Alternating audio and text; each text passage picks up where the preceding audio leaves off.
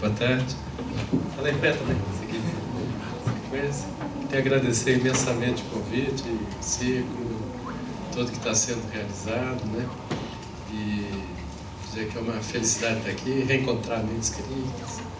E, enfim, vamos aqui ocupando o tempo. Raiz Movimento Cidadanista, o que é? É a busca de uma construção de uma outra forma de partido que seja um híbrido entre partido e movimento. Não uma soma de movimentos, mas um partido em processo, que seja uma combinação entre estrutura e fluxo, e que se organize em processos mais circulares, né? O que isso tem de... esse fenômeno, inclusive, de partidos e movimentos, ele floresce em vários lugares, não é o caso de entrar aqui, né? Mas mesmo na Europa, tem a experiência do Podemos e outras experiências que vão nesse sentido. E como ele se encontra com essa dimensão do ecossocialismo? Bem, em primeiro lugar, pela percepção e pela busca de um entendimento de Brasil. Nós precisamos resolver os nossos problemas por nós mesmos. Essa é a base da sustentabilidade, não é? A autossuficiência, a capacidade de se entender, de jogar para dentro, de perceber a realidade.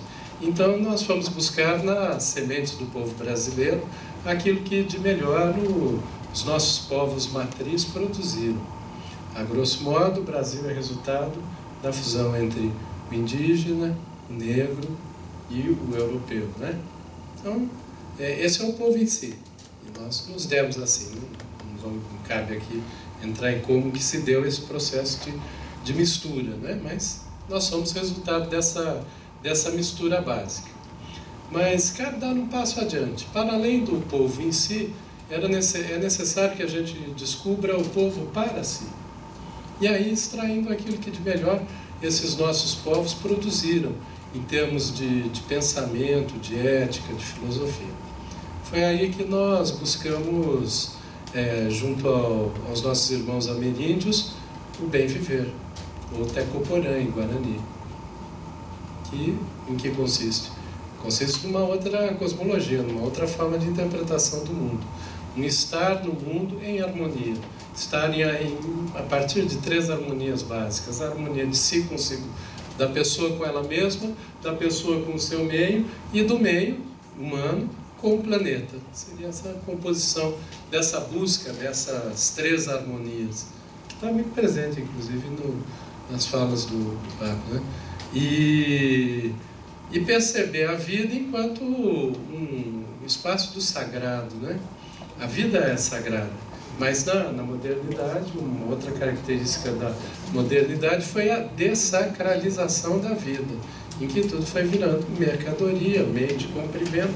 A gente foi se alienando dos processos da vida, em que cruzamos aí o Rio Tietê e transformamos em um esgoto, né? A gente se escandaliza porque houve no Rio Doce, né, pelo choque, mas cotidianamente fazemos isso em outros espaços.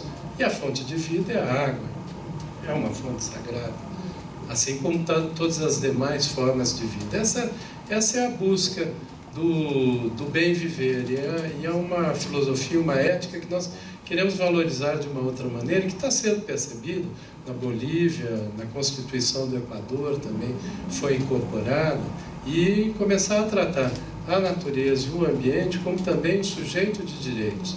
E para além dos animais, para além dos vegetais, na cosmologia indígena, a água tem um sentido, os minerais têm um sentido, a terra tem um sentido.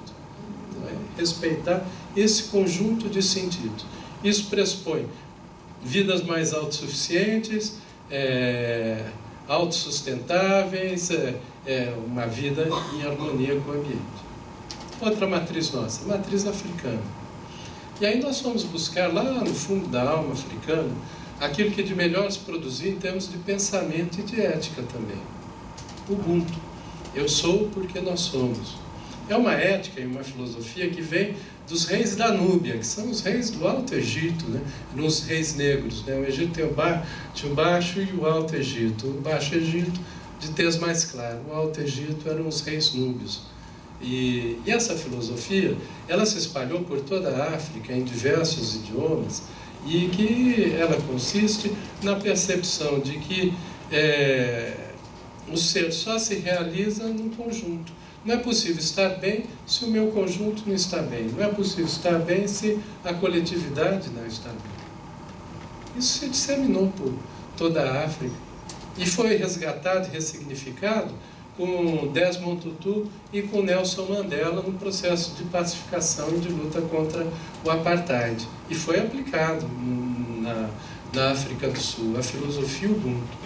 E me pergunto que, se não tivesse sido adotada essa filosofia no processo de resistência contra o apartheid, o Ubuntu, talvez a África do Sul estivesse numa guerra até hoje, com repercussões ainda mais terríveis para toda a África do Sul, para toda a África. E isso não significa também que não tenha outras mazelas, dificuldades, mas é esse entendimento, o rompimento do indivíduo como centro para tratar da coletividade. É uma outra dimensão que se complementa com o bem viver, que a gente prefere usar como no original guarani, que é o Tecoporã. Em Quechua é Sumac Kansai, em Aymara é Suma Kamano, né? E isso se traduz, não é? Então essas duas experiências, tanto o bem viver quanto o Ubuntu, se traduzem de forma prática. Está presente na Constituição do Equador a partir dos direitos da Pachamama, dos direitos da Mãe Terra na Constituição da Bolívia. Então, é um salto constitucional, jurídico, prático, assim como a filosofia Ubuntu foi aplicada na África do Sul. Terceira matriz, a matriz europeia. Aí nós vamos buscar exatamente esse conjunto de ideais mais generosos, construídos ao longo do pensamento europeu, mais racional, né? E chegamos à síntese do ecossocialismo.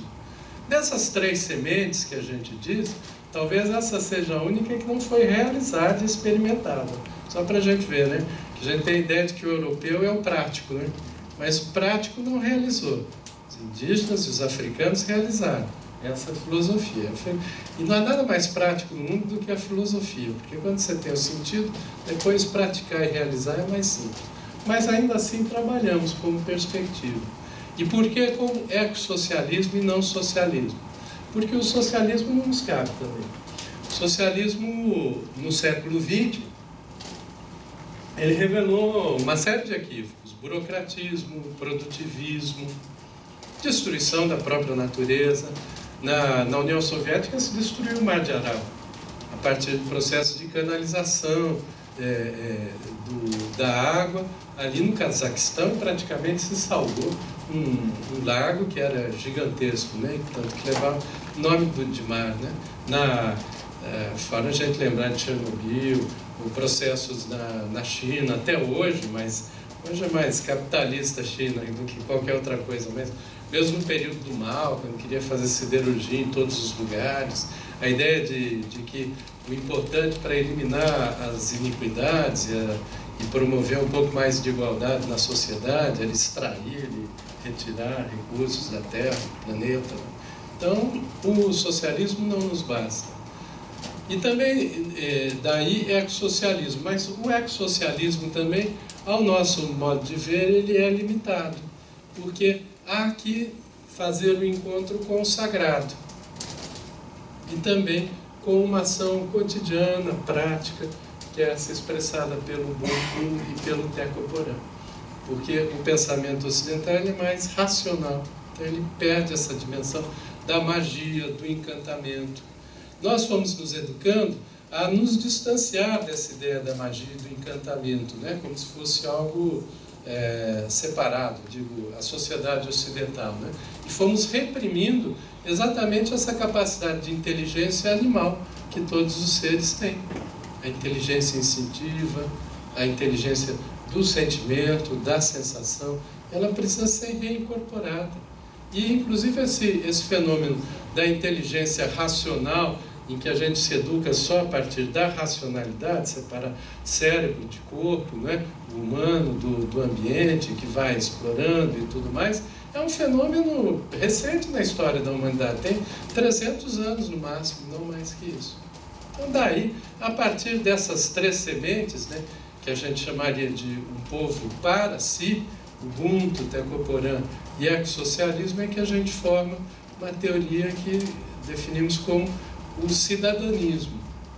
Cidadanismo seria uma prática ativa da cidadania e que se expressa no macro e no micro. Há que disputar o poder no macro, mas há que realizar o poder no micro. Uma ação de horta urbana, numa ação de economia solidária e numa prática política também, que tem que reencontrar o sentido do bem comum. Porque nós perdemos o sentido do bem comum como sociedade. Isso já foi sendo perdido na modernidade com a transferência da ideia de bem comum para bem público. E fomos confundindo a ideia de bem comum com um bem estatal. Bem comum não é um bem estatal. Ele se realiza no público e ele depende de construção de valores. O que é? É a preservação da água, é a preservação do ar, que não pode... Seria até... Eu me lembro, minha avó às vezes falava, olha, ainda vão cobrar a água que nós respiramos. É possível que isso ocorra daqui a pouco tempo. Porque se a gente for procurar com uma população tradicional, ou há 100 anos atrás, e dissesse, ainda vão cobrar a água que nós bebemos, seria um conceito inimaginável para essas populações. Hoje é absolutamente natural. É tão natural, aqui sem levar nenhuma crítica, mas que a gente mesmo pratica no debate de ecossocialismo e de sustentabilidade. Olha quanta embalagem a gente está gastando nisso. Então a gente vai achando que é natural. Não é natural. E a busca desse sentido do bem comum, ela está no campo daquilo que deve ser compartilhado por todos, nessa nossa casa comum: água, cultura, educação, a terra, a alimentação, a semente, que pode ser autossustentada, autorreproduzida, uma semente crioula, que está para a tecnologia, como está o software livre, que é também uma forma de se abrir um código-fonte do conhecimento e compartilhado. Tudo isso precisa ser exercitado nesse espaço público e reencontrado com a ética e o sentido da ética e o sentido da política, porque política é a busca do bem comum. Como nós perdemos, como sociedade, a dimensão do bem comum, nós perdemos também essa dimensão da ética na política. E achamos que é normal uma política construída a partir de interesses. É tão normal que a gente vê de uma forma despudorada, agora no Brasil está radicalizado, né? Mas é despudorado, a gente vê na televisão aqueles deputados que não sabem nem falar direito, uma coisa assim. Não, porque eu ganhei tal cargo, esse cargo é meu. Como meu? Esse cargo é público, deveria ser compartilhado para a sociedade. E ainda se teoriza em torno disso. Não, é a governabilidade.